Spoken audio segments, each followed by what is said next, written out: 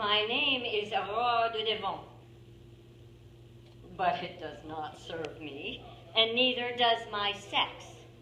So, I change them frequently.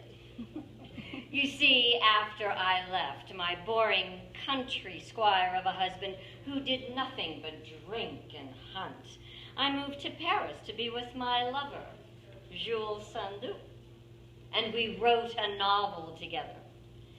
It was published only after we had removed my name. Jules and I did not last, but I kept a bit of him in my inspiration for a name. Georges Sand's books began selling quite well indeed. And Georges had far more interesting friends than Aurore, and did far more interesting things. Yet, sometimes I was excluded from accompanying my literary comrades into certain bars or bistros where women were not permitted. Oh, rather than fight them, I joined them. I began dressing for success. The privilege of a waistcoat, the power of a pair of breeches. What freedom. What a tease.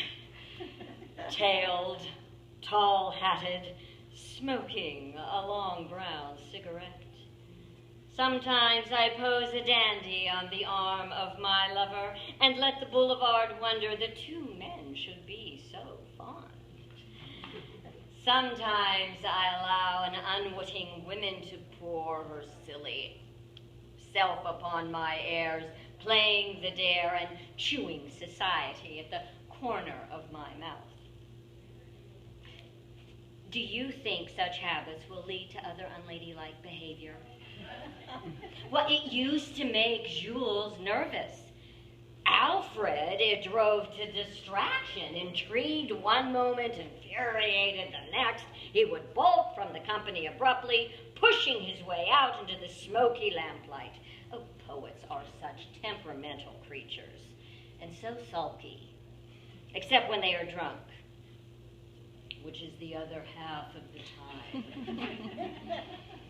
He would show up later back in my apartments, all sweetness and seduction. Oh, and dear bemused Frederick does not know what to think. He wants a mistress, but needs a mother.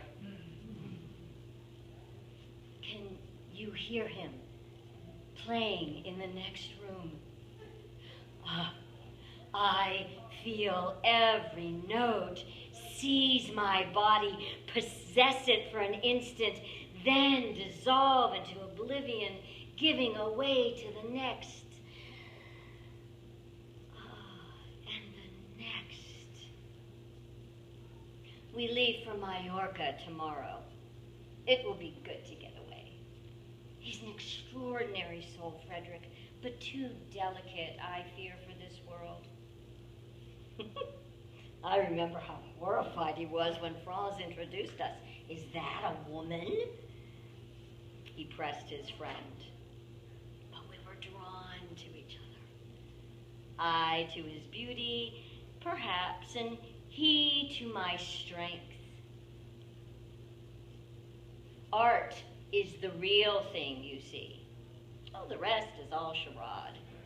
Society is really nothing but an enormously elaborate game. You play your part, you seem to communicate, you appear to gain or lose, you nod to this, you look askance to that. It is all engraved in the air somewhere. It is an amusing game, but I care most for the work. They say I write with the rapidity of Scott and the regularity of Rousseau. I retire to my desk at 10 p.m.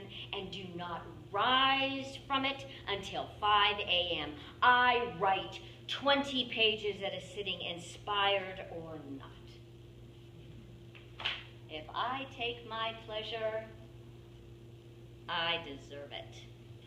The choicest theater seats, the best wines, free admissions to the cafes and nightclubs, doormen stooping and barmen bowing, all for the playing of the right role. Yes, clothes do make the man. And what a hollow virtue it is.